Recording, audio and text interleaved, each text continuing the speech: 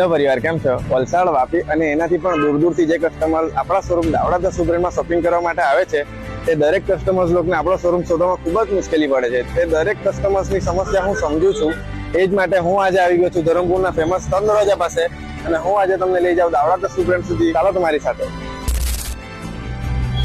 I don't ever slow up, no I don't take shit. I got no love for the fakeness. If you wanna play tough and wanna hate this, I'll always show up.